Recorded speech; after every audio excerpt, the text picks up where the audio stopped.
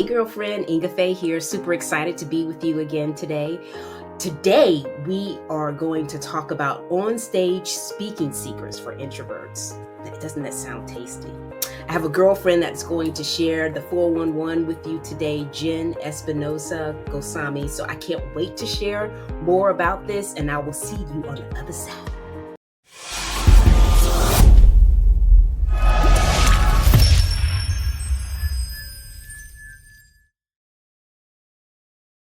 What's up, Jenn? Hey, Ingafay, what's up?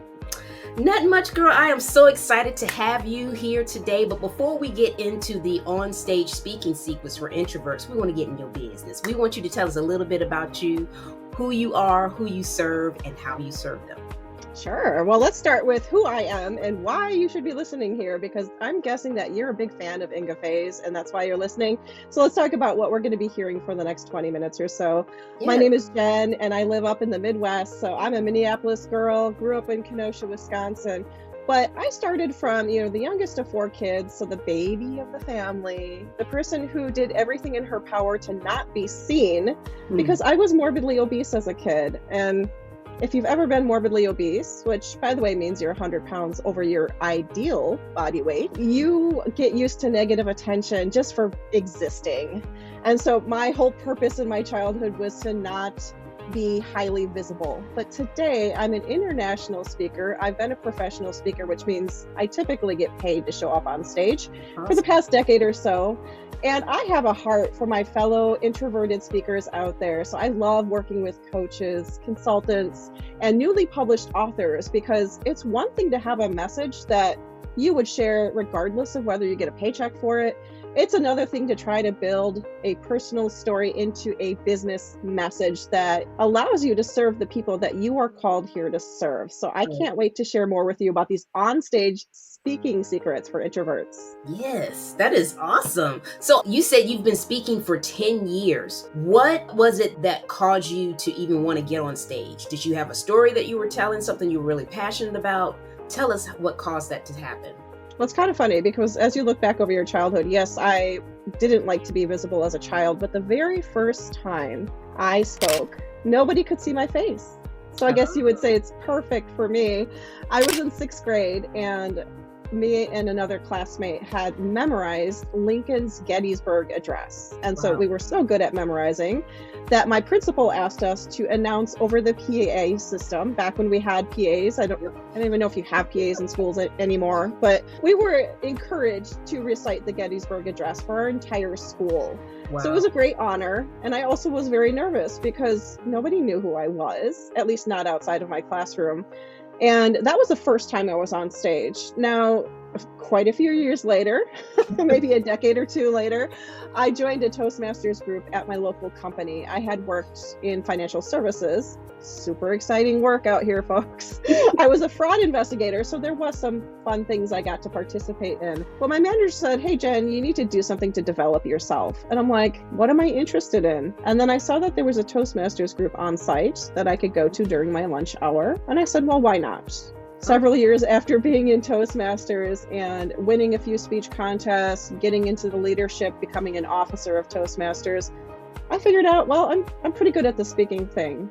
And so when I decided that it was time to quit corporate, I leaned into what I was passionate about and good at, which if you're at that transitional stage, you might be in this place as well. And I said, okay, I'm good at speaking. I know people who are professional speakers. How do I get more of that in my life? So that's why I started Weightless. Cool.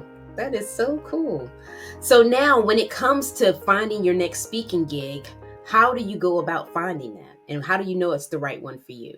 I love this question. So first of all, let me share with you something I'm noticing on social media a lot is people who are launching, shall we say, as speakers will put a social media post out there saying, I'm looking for speaking opportunities. Who do you know? Not the best way to go about launching yourself as a speaker.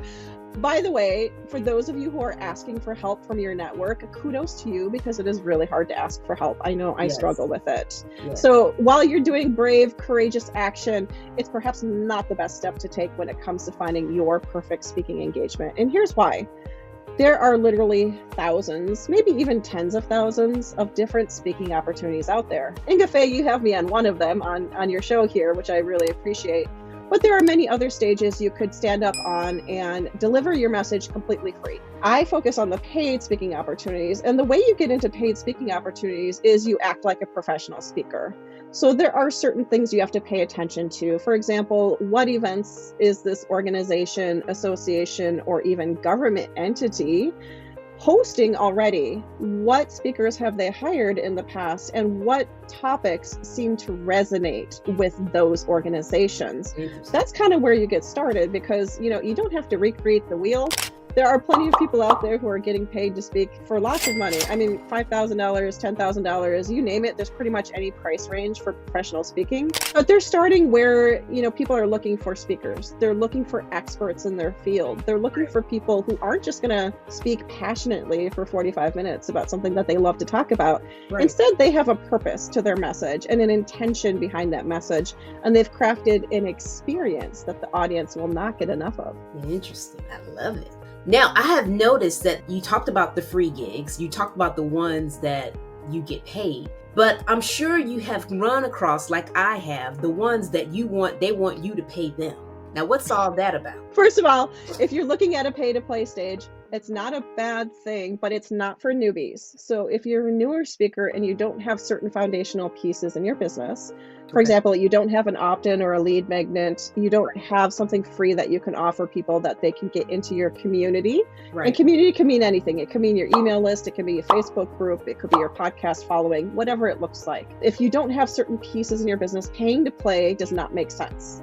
Okay. Another thing is, if you're going to pay to play, make sure that the message you deliver, and typically pay to play means you're a sponsor, you maybe have 2 to 5 minutes to tell people about what you do. Right. You have to be a beast at encouraging people to follow up with you. Especially if it's not a live event. If you're at a live event, potentially you'll have a table in the back, you'll have some marketing flyers and things of that nature. You could sell books if you're an author. Right. But if it's a virtual opportunity and you are not like a beast at getting people to take action from a 5-minute speech, then paying to play is probably not up your alley and would not be the right speaking engagement for you. And I tell people all the time, there's a stage for everyone, but not every stage is for you. Interesting. I'm glad you shared that, because I don't know, I just don't want to have to pay to speak. I know that people do it to get the speaker's buy-in, because what you pay for it, you pay attention to. I totally get that. But as a business owner, I would rather speak for free more so than have to pay. To me, it just seems like it's a no-brainer. But hey, I know different strokes for different folks, just like you said, different stages for different folks. So it's all good. It's all good. So I'm curious, what would be the one thing that you would want to have in your next speech? Oh, I love this question.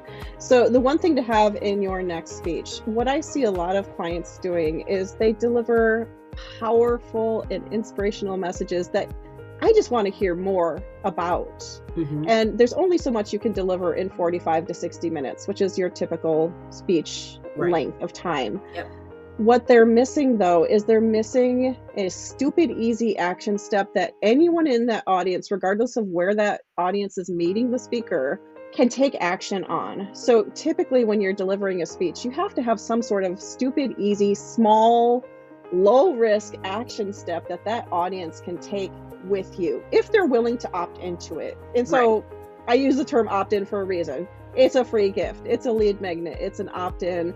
If you don't know what those things are, and certainly what you offer as a speaker might be slightly different than what you offer if you're doing a podcast interview or something of that nature. So that's something to pay attention to. But also, is there a long-term way for you to continue that conversation with people? Right. I know when I first started Ingafay, I thought that I would get on stage, I'd get paid to speak, I'd exit right or left, whatever. And then people would just come flooding my website. They would come find me. That's not usually what happens, because I wasn't making it easy for them to come find me and to participate in future conversations with me. I kind of just closed the door after showing them this amazing opportunity on the other side of the door. Please don't be that speaker who doesn't think about what you're inviting people to do after hearing you speak. So it must be this way. when you are able to get paid and still offer some kind of CTA, I guess that would be the win-win situation where you're paid and you can get people to come into your community, more so than maybe doing it for free and getting somebody to come into your community.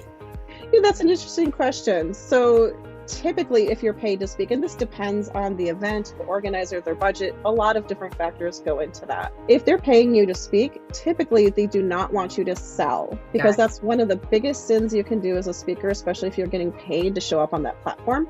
Usually if they're paying you, they think you can bring some attention and attraction to that event. And so it's worthwhile to them if you can get butts in seat. You're prohibited from selling from stage. So you better not have a pitch fest going, because they are going to not ask you to come back for any other events if you are ready with your pitch slap. So please don't do that. But typically event organizers love it when you have some sort of free gift. So you can almost 100% of the time, I've never had any event organizer say, please don't offer anything free to people. So make sure your free gift is super attractive, super interesting, and follows from the message you just delivered. I've had people who delivered an amazing message and then their free offer had nothing to do with the message they just delivered. So people were confused, they didn't take action, it wasn't easy for them to take the next step. So at the end of the day, if you're getting paid to be on that stage, you can almost always offer a free gift. However, you do have to negotiate the other particulars, like can you sell other things? Is it a multi-day event where you can have an additional workshop or a special session with people who are interested with it? There are other ways to monetize even when you can't pitch from the stage.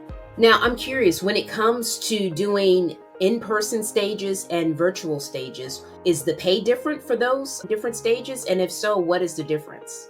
Yeah, there's a lot of talk around changing your rate versus in-person or virtual. And here's how I approach it.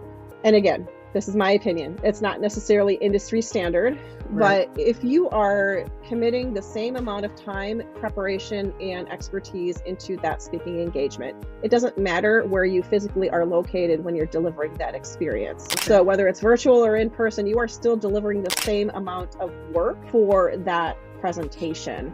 Now, there might be some other factors to consider if it's a virtual event. For example, you might be required to promote, you might have a recording that you can then negotiate. So you might change your rate based on if there is a recording that is going to live in a membership group for people to access after you're done speaking. Those are things you can certainly negotiate. But when it comes to, live speaking, we tend to prefer live on stage speaking, but more things can go wrong. And you have to be more prepared when it comes to the virtual stage, because usually you have to offer people an invitation to connect with you, even if they're not live or if you never see their face. So different things to consider for the different stages. That's something to think about. I never thought about that because of just the semantics. Because if you're in person, they could actually walk up to you and talk to you, more so than somebody that's virtual that you may not even see. They may just watch it on the replay if they weren't able to watch it live, that you won't be able to connect with unless you have the resources to offer something that they may want to opt into, like what you had mentioned initially. That's cool. That's a whole way of thinking about something totally different. So I'm curious, when it comes to you doing your speech, I recently read this book called Introvert Leadership. And one of the things they talked about is PowerPoint karaoke. And you didn't want to do PowerPoint karaoke, that when you had your slides, that it would be complementary to your speech, but you weren't looking to read off everything that's on the slide as you are talking. Can you talk a little bit about that? What's your opinion on that? Ooh, that's so funny. We introverts, we love our materials, right? We love our slides. We love our visuals. I'm a visual oriented learner, so I love my slides. I usually start creating my slides and then I look at scripting when it comes to delivering my presentation. So I feel you people, I get it. But the wave of the future, especially with on-stage speaking, is to be completely slide free. So that means you have to do more preparation, more rehearsal, more staging. So staging is how you place your body across the stage. It's very very intentional, and you can memorize according to muscle memory, depending on how you position yourself on the stage to make it easier for yourself. Because sometimes, right? Am I calling people out here? Sometimes we rely upon our PowerPoint slides to remind us of where we are in our presentation. Exactly. So you definitely have to prepare at a different level if you're going slide free. At the same time, if you don't have slides, especially for in-person events, you're competing with this thing, right? You're competing with the phone, and people love to multitask. So pay attention, make sure people who are visually oriented have something, whether it's a printout on their table or something that they can put their hands on rather than their phone. And definitely incorporate opportunities on stage to ask people to pull out their phone and text someone or take a picture of something, because they're already holding their phone anyway. So make sure you're getting those people engaged. That's when you're going to get invited from that. So then after you've done your speech, you've done all the preparation. Kind of reminds me of what I used to do when I taught aerobics, and I had these big routine that I would have to prepare for. I would do all this preparation. I would be doing these routines back and forth, trying to make sure I got everything straight. Everything's all my ducks in a row, as my mother would say. I actually do it, and it's just after it's over with, it's just like the crash comes on. So tell us about the recharge for our fellow introverts when it comes to doing a speaking event. How much time is required in your opinion, and what should we do? Energy is the most important asset you're bringing to the stage. So anything you need to do to personally recharge, either before a presentation that's really important or after, is mission critical, friends. Like, it is the most important thing. And that's why I love to help people identify their perfect stages. Way back in the beginning of my business, I thought that my perfect stage was, the Jumbotron, big TVs on either side, big stage. I'm rushing across the stage like Mel Robbins, Tony Robbins, all of the Robbins, music playing as I walk up. I thought that that was my perfect stage. But I'm an introvert, and that is just a drain on my energy. The level you have to be at to maintain that, especially if you're doing a multi-day event, is too much. So if I'm doing a live event, yes, I will do a keynote presentation, but I may not be at their VIP party. And I know they always encourage you, if you're invited as a speaker, to attend like a pre-speaking VIP dinner or whatever. Those are great opportunities to meet people,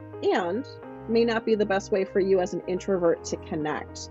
But there are ways you can kind of curate experiences for people to connect with you that don't necessarily involve an energy drain for you, especially if you just expended a bunch of energy. Yes, you get energy from your audience, but you also need to recharge on your own terms. So I have some pre-speaking and post-speaking rituals that I will engage in to keep my energy high. Should I start with the pre-speaking or the post-speaking ones? Let's do the pre. Okay, so pre-speaking, I like to come early. So if I'm not at the entire event or I'm doing other things before the event, I want to be at least an hour in the room before I speak. Now, the reason for this is many things, but I want to also be able to do a callback to the speaker who's before me, if there's a speaker before me. A callback is where you acknowledge something that they talk about in their speech, especially something that really resonated with the audience. People love that. And it shows you're paying attention. And then maybe 10 minutes before it's time for me to go on, maybe we've already done the mic check and things backstage that we need to do. I might go excuse myself to the restroom. I might go excuse myself to a window overlooking a lake if we happen to be on a beautiful lake, things like that. And I will ground myself. I will take my deep breath. I will give myself mantras if needed. One of my favorite mantras is, I speak the words my audience needs to hear, because I don't script myself. So I know exactly what I'm going to say, but I don't know every word that's going to come out of my mouth. So I want to make sure I'm prepared. Those are an example of pre-speaking rituals. Now, for some speakers, you tend to be the paced, maybe doddering kind of speaker. You might need to increase your energy. I'm a very fast speaker and I'm very energetic. Put my energy down before I speak. But other people might need to bring their energy up. So that might be doing some exercise, right? Doing some lunges, doing some jumping jack, whatever gets you jazzed up, listening to your favorite song. These are things that could get your energy level up. So those are my pre-speaking rituals. Okay. We go right to the post-speaking ones? Yeah, go ahead and tell us. Okay, so after the event, you're riding the wave, right? You're riding the high. Maybe people are coming up to you and saying that was amazing, all those kinds of things. absorb that, because that's wonderful. That's feedback. That's helpful Yes. for you. And hopefully you have a survey as well for people to fill out so that you can keep that momentum going after the event. That's going to be very helpful. But also take your time to recharge yourself however you need to do. So for me, I might retreat to my room. I mean, let's be honest. I might retreat to the room if I have a room. I might retreat outside if I can get some sunlight, the weather's cooperating. Retreat in whatever way makes sense for you. So if you're a person who has a table at the back of the room, maybe give yourself some time to not, or have an assistant at the table, and then tell people, I'll be back at the table at this time. And give yourself that 15, 20 minutes to just recharge a little bit, and then show up at your table. Make sure an assistant is there to assist if people want to buy a book or something like that. But you get to choose what your energy looks like. And if you know that you kind of crash, then that's when you need to pay attention and say, what can I build in place to make sure that people can still reach me, but they can reach me at a time that works for me? Exactly. So it's being really intentional about what that looks like. I love it. So I wanted to ask you, do you have a freebie that you would share? And does it by chance have those pre and post rituals that you just talked about? Oh, bummer. It doesn't include the pre or post rituals, but my free offer I have for you, the stupid, easy, free step you can take today is, if you have a signature speech or you're not sure yet what it should be, I encourage you to look at the signature speech template. I've been a professional speaker for over 10 years. I have created a lot of speeches in that time, but today I usually only present on one topic. Different variations of the topic, but it's the same speech pretty much. So if you don't have a speech that you can repeat and rinse and repeat and rinse again and repeat again, then you don't have a signature speech. So this template will help you not only identify what your goals are for your next stage. Okay. Again, there's a stage for everyone. I want to make sure you're on the right stages for you. And then the organization that might go into that signature speech, starting with the end in mind. What do you want the audience to do differently as a result of your presentation? And how did you make that process and that flow easy to get there for them? And then I also include different ways to engage your audience. Live events are coming back. We still have plenty of virtual events. There are many different ways you can engage your audience, which I include within the signature speech template. And then finally, I want speaking to be a win-win for you. So I ask you to visualize in this template again what your ideal stage looks like. I can guarantee you, Ingafay, your stage is not the same as my stage, right? And that's the way it should be. So let's start with what your vision looks like and get you to the stage.